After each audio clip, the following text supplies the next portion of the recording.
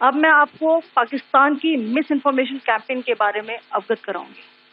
पहला, पाकिस्तान ने यह क्लेम किया कि उसने अपने JF-17 से हमारे S-400 व ब्रह्मोस मिसाइल बेस को नुकसान पहुंचाया, जो कि बिल्कुल गलत है। दूसरा, उसका यह भी मिस इन्फॉर्मेशन कैंपेन था कि हमारी एयरफील्ड, जो कि सिरसा, जम्मू, पठानकोट, बठिंडा, नलिया और भुज में है, ये उसका मिस इन्फॉर्मेशन भी बहुत गलत है।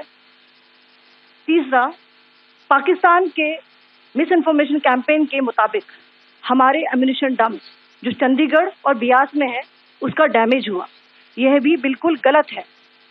हमने आपको मॉर्निंग ब्रीफिंग में बताया था विद फैक्ट्स एंड फिगर के साथ कि ये सारी चीजें बिल्कुल सही सलामत हैं।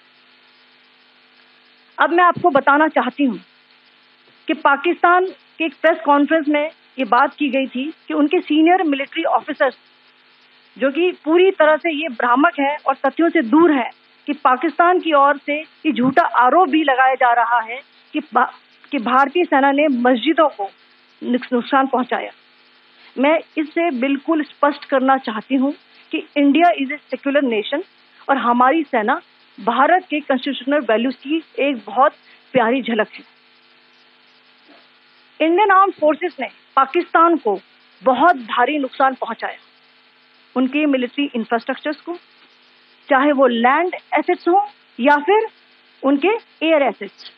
यही नहीं, इंडियन आर्म्ड फोर्सेस ने पाकिस्तान की एयरफील्ड्स स्कर्दू, जकोबाबाद, सरगोदा और बुलारी को बहुत नुकसान पहुंचाया। इसके अलावा पाकिस्तान के air defence system, radar system, उनको भी एयर स्पेस में अनडिनेबल किया।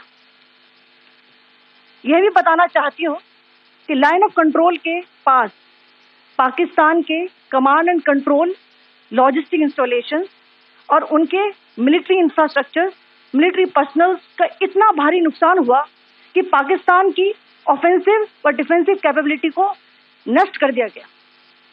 अंत में मैं फिर से ये बात दोहराना चाहूंगी, इंडियन आर्म्ड फोर्सेस पूरी तरह से तैयार है, सतर्क है और भारत की संप्रभुता और अखंडता की रक्षा के लिए पूरी तरह से कमिटेड है।